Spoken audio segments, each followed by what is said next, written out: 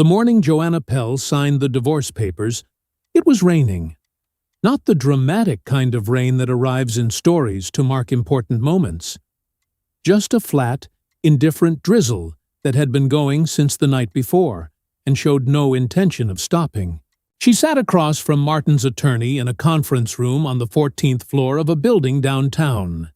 And she signed where the tabs indicated, and she did not cry. And when it was over, she took the elevator down alone and stood on the sidewalk for a moment with her umbrella not yet open, letting the drizzle settle on her coat. She had been married to Martin Pell for 11 years. She had known for the last 2 of them that it was ending. And for the last 6 months, she had understood, with the particular clarity that arrives only after you have stopped hoping for a different outcome, exactly how it was going to end. Martin was an attorney, a good one, the kind who understood that the person who controlled the paperwork controlled the outcome, and who had spent the better part of a year making sure that every document, every asset, every account was arranged exactly as he intended before Joanna had fully understood what was happening. She was not a stupid woman. That was the part that stayed with her longest in the months that followed. Not the anger, not the grief, but the quiet, persistent embarrassment of having been outmaneuvered by someone she had trusted completely. Martin had not hidden anything, exactly.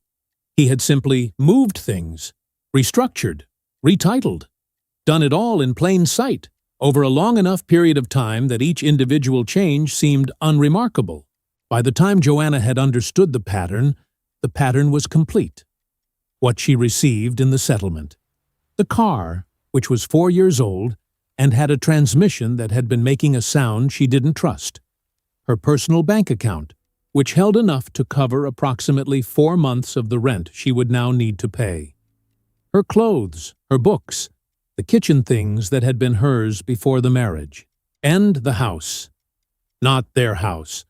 That had been retitled 18 months ago into a holding company Martin had established for reasons his attorney described in the settlement documents as routine estate planning. The house Joanna received was her father's house, Walter Pell.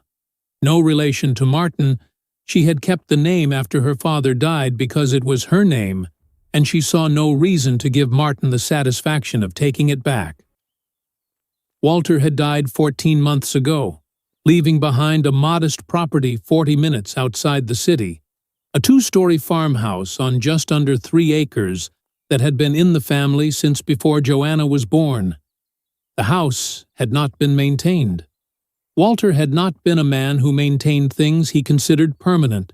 The porch sagged. The paint had been giving up for years. Ivy had made decisions about the upper floors that nobody had thought to contest.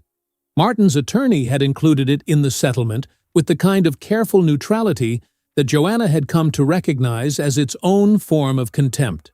There it was, between 2 other line items, described in the flat language of legal documents. The property at Rural Route 4, the farmhouse and surrounding acreage, assessed value $41,000, transferred to Joanna Pell in full settlement of marital claims. Martin had not looked at her when his attorney read it aloud. He had been looking at his phone, scrolling with one thumb, entirely elsewhere. Her own attorney, a competent woman named Susan who had done what she could with what she had leaned over and said quietly that the assessment was low, that the land alone might be worth more than the structure, that it wasn't nothing. Joanna had nodded and said she understood. She had understood. She had also understood, with the part of her that had been paying close attention to Martin for 11 years, that he had given her the farmhouse because he considered it worthless, because he had looked at it once, maybe twice, and seen a sagging porch, and an overgrown garden and a roof that would need replacing within 5 years, and had decided that giving it to her was not generosity. It was efficiency. It cost him nothing. It gave the settlement the appearance of balance without requiring him to sacrifice anything he actually valued. She stood on the sidewalk for another moment. Then she opened her umbrella and walked to the parking garage. The farmhouse had been locked since Walter died. Joanna had been out once, the week after the funeral, to collect a few things: photographs, her mother's china, a wooden box of her father's papers that she hadn't been able to bring herself to open yet. She had walked through the rooms with the particular numbness of early grief, touching surfaces and recognizing objects, and feeling the specific loneliness of a house that has lost the person who made it make sense. She had locked it when she left, and had not been back. That was 14 months ago. She drove out on a Thursday afternoon, 3 days after signing the divorce papers, because she had nowhere else to be, and because something about the house had been sitting at the back of her mind since the settlement meeting. Not quite a thought, more like a pressure. A reminder of something unfinished. She turned off the county road onto the gravel drive and parked where her father had always parked, at the edge of the yard near the old oak. The rain had stopped. The property looked exactly as she remembered it, and also completely different. The way places do when you return to them carrying a different version of yourself. The ivy had advanced further up the east wall. A section of the porch railing had come down. The garden her mother had planted 30 years ago had gone entirely to wildflowers and tall grass, which was, Joanna thought, probably what her mother would have wanted. She sat in the car for a moment, looking at the house. Then she said, out loud, to no one, "All right, Dad. What did you leave me?" It wasn't really a question. It was more the kind of thing you say when you are standing at the beginning of something and you need to hear your own voice to confirm that you are actually going to do it. She got out of the car and walked toward the porch. The key was where it had always been, under the third porch step, tucked into a gap in the wood that Walter had carved deliberately when Joanna was 9 years old and had locked herself out for the second time in a month.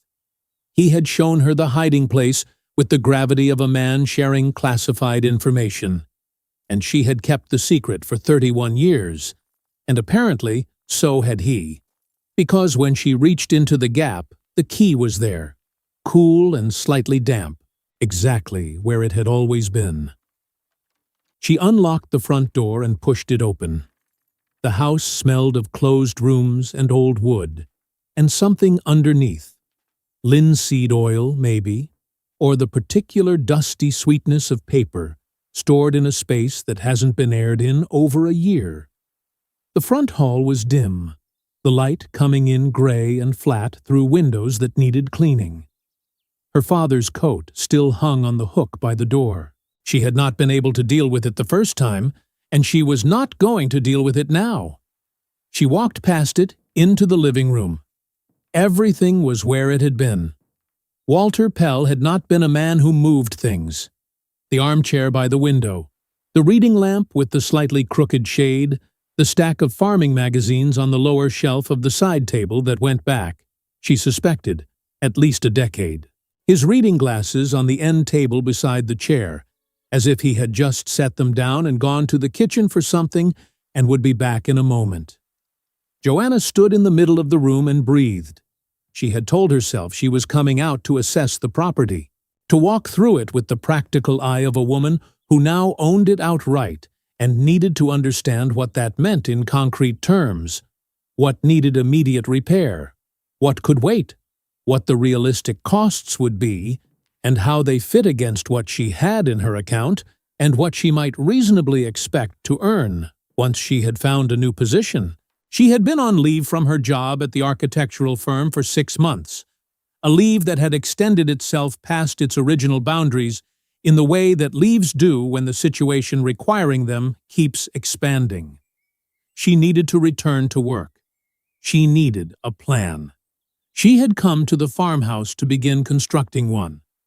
That was what she had told herself. But she stood in her father's living room, looking at his reading glasses, and understood that what she had actually come for was something she couldn't have named precisely. Some version of his presence, maybe, or the specific quality of silence that the house had always had, different from any other silence she knew. She started in the kitchen. Walter had been a methodical man. His kitchen reflected this.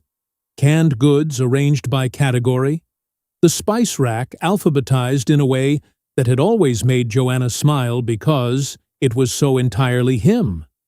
The drawer beside the stove organized into labeled sections with the kind of adhesive labels that came in a kit from the hardware store.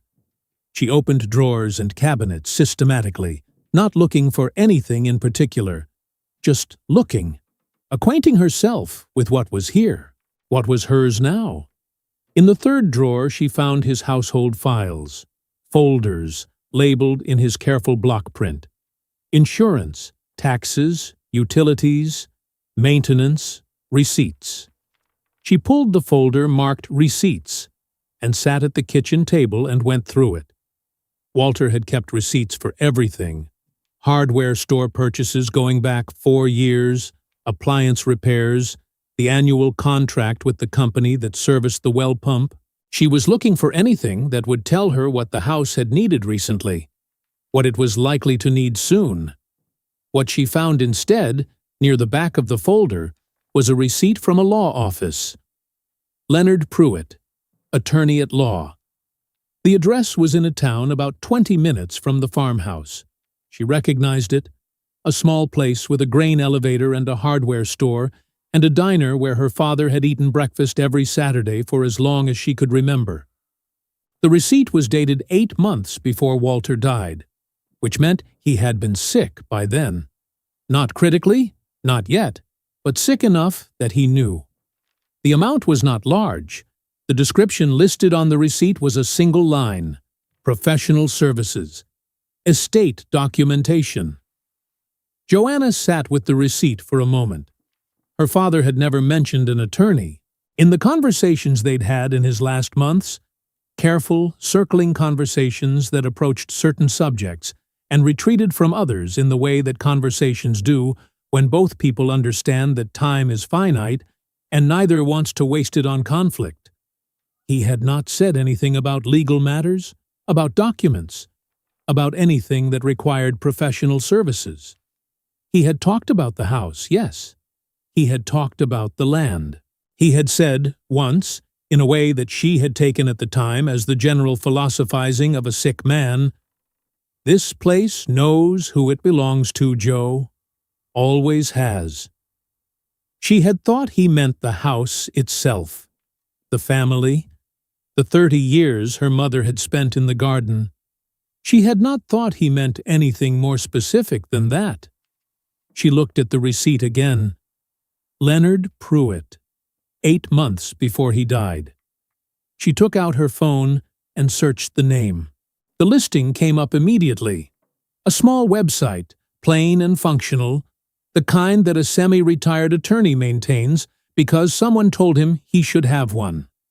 Leonard Pruitt, established 1987, specializing in estate law, property rights, and agricultural land contracts.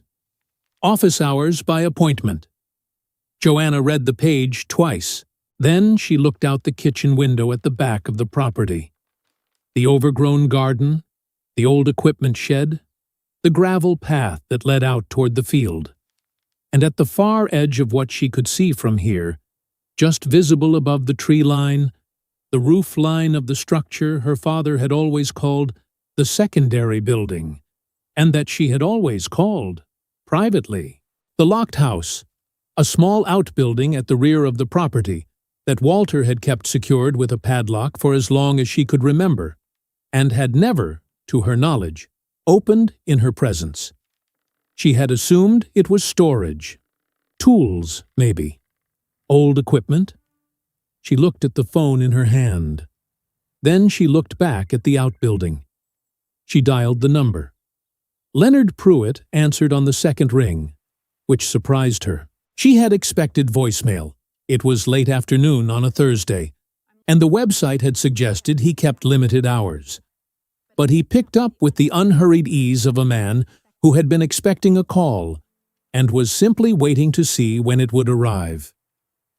"Mr. Pruitt," she said, "my name is Joanna Pell. Walter Pell was my father." A brief pause. Not the pause of a man searching his memory. The pause of a man confirming something he already knew. "Joanna," he said, "I wondered when you'd call." They met the following morning. Leonard Pruitt's office was on the second floor of a building above the hardware store on Main Street. 2 rooms with wood-paneled walls and a window that looked out over the grain elevator parking lot across the street. He was a compact man in his late 50s, white hair cut short and neat, no frame reading glasses perched low on his nose, a coffee thermos on the side table that he'd clearly been working through since early morning. He shook her hand with the deliberate steadiness of a man who had spent decades making people feel that whatever they were about to hear was manageable. He did not open with small talk. "Your father came to me 14 months before he died," Leonard said, settling into his chair. "Not to my office, to my house. We'd known each other since before you were born, and he'd never once come to my house." He paused. "He sat at my kitchen table for 3 hours and told me everything. And then he asked me to do something for him." "What did he ask?" Joanna said. "He asked me to hold something," Leonard said, "and to give it to you and only to you when you came looking." He looked at her steadily over his glasses. "He said you would come looking. He said the others wouldn't bother." He opened the top drawer of his desk and removed a manila envelope, thick with documents, and set it on the desk between them. He did not open it. "Not yet. Before I give you this," he said, "I need to tell you what's in it. Because the documents themselves are precise, but the context matters, and your father wanted you to have the context first." He folded his hands on the desk. "Walter discovered something about this property approximately 12 years ago when he had the land surveyed in connection with a drainage issue on the East Field. The surveyor flagged something in his report, an anomaly in the soil composition along the southern boundary near the outbuilding. Walter had it tested. Then he had it tested again by a different firm. Then he spent the better part of a year talking to geologists and agricultural specialists and a water rights attorney in the state capital." He paused. "There is a significant groundwater deposit beneath the southern portion of your father's property," Leonard said, "beneath the outbuilding and the field behind it. A private geological firm assessed it in 2014, and again in 2019. The second assessment estimated its long-term yield value, under a standard extraction licensing arrangement, at somewhere between $800,000 and $1.2 million over a 30-year period." The room was very quiet. Outside, a truck passed on the street below. Joanna said nothing. She was looking at Leonard with the focused stillness of a woman processing information she had not known she was waiting for. "Your father declined 3 purchase offers over the years," Leonard continued. "The most recent came 18 months ago, from a land acquisition company called Hargrove Resources. He declined that one in writing, through me." He paused again, and something in the pause had a different quality than the others. "The offer from Hargrove Resources was submitted 6 weeks after your father's first hospitalization. 3 weeks after Martin Pell made his first visit to the property." The stillness in Joanna shifted. Not visibly. She did not move, did not change her expression. But Leonard had been doing this for a long time, and he saw it. "Martin came to the property," she said. It was not quite a question. "Twice," Leonard said. "The first time, he walked the grounds alone. The second time, he brought someone with him. A man I didn't recognize, but who your father described as carrying surveying equipment. He let that settle." Walter didn't confront him. He watched from the house, and the following week he came to my kitchen table. Joanna looked at the envelope on the desk between them. "What's in there?" she said. "Two things," Leonard said. "First, a revised property deed, filed with the county 14 months ago, which corrects a boundary description error in the original 1968 deed and formally designates the southern field and outbuilding as a separate parcel, one that was never included in the marital estate inventory, because the corrected boundary description did not exist as a filed document until after your marriage began." He paused. "Martin's attorneys worked from the original deed. They didn't check for amendments." "And the second thing," Joanna said. "A water rights declaration," Leonard said, "filed concurrently with the corrected deed, assigning all subsurface resource rights on the southern parcel to you personally. Not to the marriage, not to any joint entity. To Joanna Pell, by name, irrevocably." He slid the envelope across the desk. She did not open it immediately. She looked at it for a moment, sitting on the wood surface between them, and then she looked out the window at the grain elevator across the street and the pale morning sky above it. "He knew," she said, not accusingly, just placing the fact in the room. "He suspected Martin understood the value of what was there," Leonard said carefully. "He couldn't prove intention.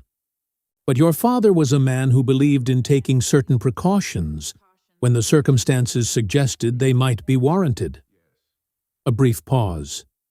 "He was also a man who believed that the right person would end up with the right piece of land, regardless of what anyone else arranged in the meantime." Joanna thought about the settlement conference.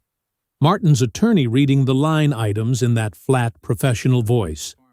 The farmhouse. The assessed value. Martin not looking up from his phone.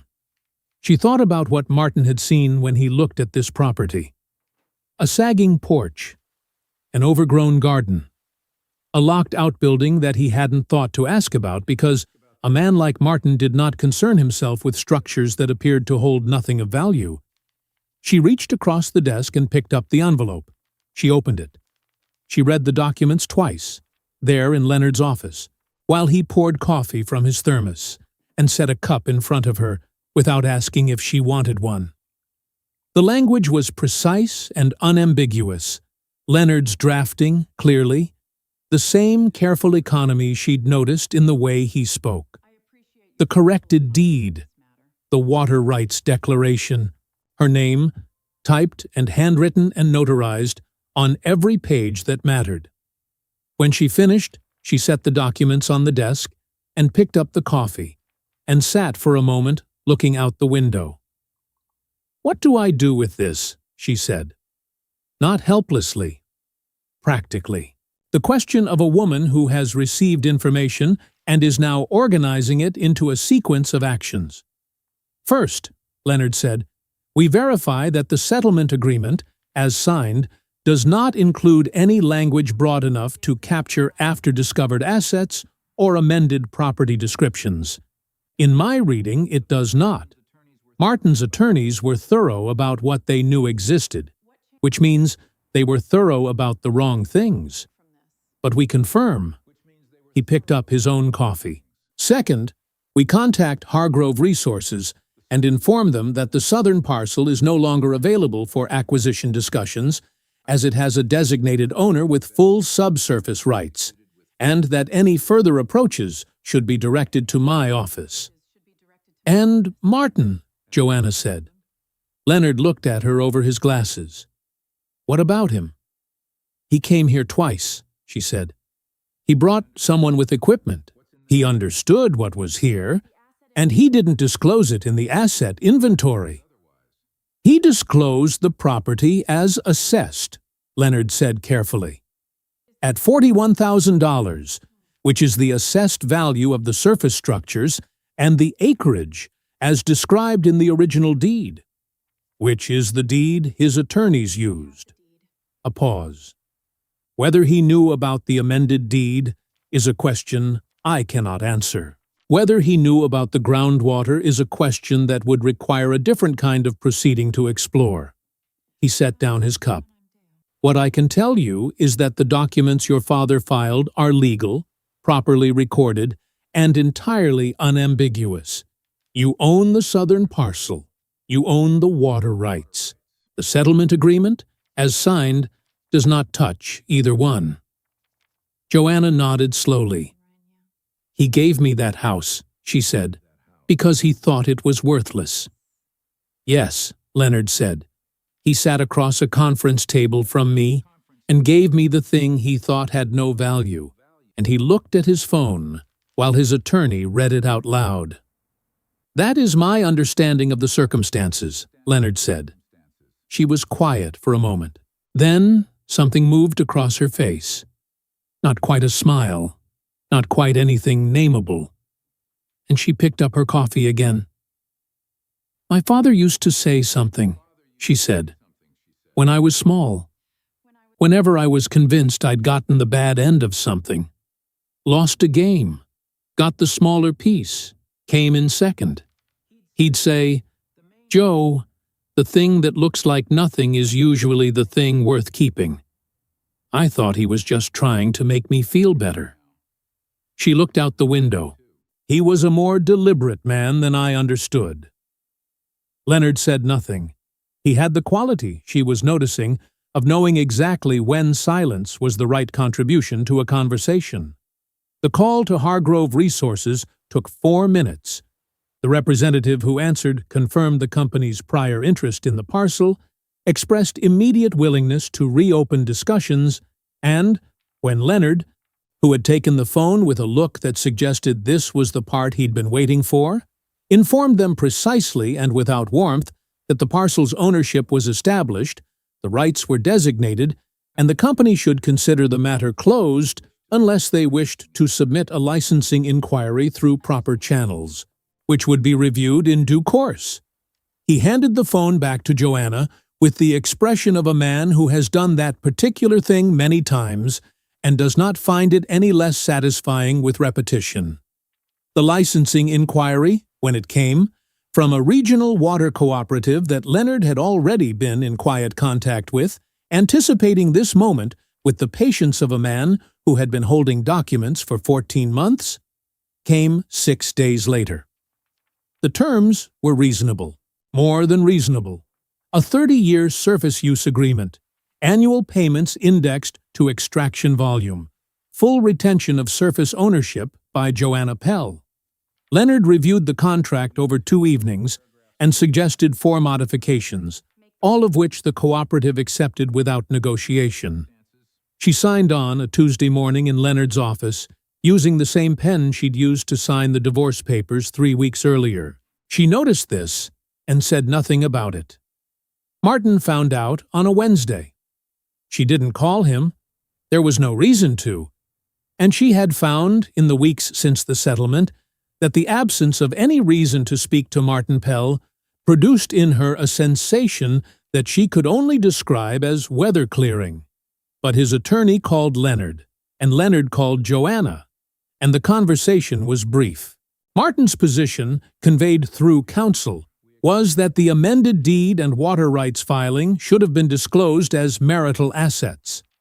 Leonard's response, conveyed with the particular pleasantness of a man holding all the relevant documents, was that assets must exist and be discoverable to be disclosed, and that Martin's attorneys were welcome to review the filing dates and the settlement timeline at their convenience and draw their own conclusions about the sequence of events. There was no further communication from Martin's attorney. Joanna drove out to the farmhouse on a Friday evening, alone as the sun was going down. She parked where her father had always parked and sat for a moment looking at the house, the sagging porch, the advanced ivy, the garden gone to wildflowers. And then she got out and walked around to the back of the property, through the overgrown garden and past the equipment shed to the outbuilding at the southern edge of the field. She had the key now. Leonard had given it to her along with the documents. A small flat key that her father had left in the envelope, labeled in his block print with a single word, yours. She fitted the key into the padlock. It opened smoothly, with a clean click that seemed loud in the evening quiet. She pulled the door open and stood in the doorway, looking in. The interior smelled of old wood and dry earth. There was nothing dramatic inside. No treasure, no revelation in the physical sense. A workbench, some shelving, a wooden stool. The things a man keeps in a secondary building when the secondary building is not primarily for storage, but for thinking. For sitting in the early morning before the house wakes up, with a cup of coffee and 30 years of accumulated patience, waiting for the right person to come looking. On the workbench, she found the letter. 4 pages, handwritten in her father's careful block print, dated 11 months before he died. She sat on the wooden stool and read it in the last of the evening light, coming through the open door. He explained everything. The survey, the tests, the offers he had declined, his suspicions about Martin stated carefully and without bitterness, in the measured way of a man who had decided that clarity mattered more than score settling. And near the end, in the same block print, he had written, I always knew it would be you who came looking. Not because you were the most obvious choice, because you were the one who would look. You always did. Even when you were small, you were the one who looked at the thing everyone else walked past and thought, wait, there's something here. The land knows who belongs to it, Joe. It always has. She sat on the wooden stool for a long time after she finished reading, while the light outside went from gold to gray, and the field behind the outbuilding settled into the particular quiet of a summer evening in the country. And she thought about 11 years of a marriage and a conference room on the 14th floor, and a man who had not looked up from his phone. And she thought about her father sitting in this room in the early mornings before she had known any of this was coming, waiting for her to arrive. Then she folded the letter carefully along its original creases and put it in her jacket pocket. She stood up. She looked around the small room one more time, the workbench, the shelving, the wooden stool, the thin rectangle of evening light falling across the dirt floor from the open door. All right, Dad, she said quietly. I see it. She walked back to the house. She had a porch to look at, a roof to assess, a garden that had gone to wildflowers, and that she had decided sometime in the last hour, without fully noticing the decision, going to leave exactly as it was. The place knew who it belonged to. It always had. Martin spent a year arranging every detail of that divorce. He knew the accounts. He knew the assets. He knew exactly which attorney to hire and exactly how to structure things so that when the papers were signed, Joanna would walk away with the car, the kitchen things, and a house he had decided was worth nothing. He was right about almost everything. The thing he missed was small. A filing in a county records office, a corrected boundary description, a key in an envelope labeled in an old man's block print with a single word. What stayed with me about Joanna's story wasn't the water rights, or the money, or even the look on Martin's attorney's face when Leonard Pruitt picked up the phone. It was something her father wrote near the end of that letter, that she was the one who looked, that even as a child, she was the one who stopped at the thing everyone else walked past. Martin walked past it. Twice. He stood on that property, looked at a locked-out building, and decided it held nothing worth his attention. That single assumption, made by a meticulous man who had been careful about everything else, was the only thing he needed to get wrong. Some people prepare for every outcome except the one where they've underestimated the person across the table.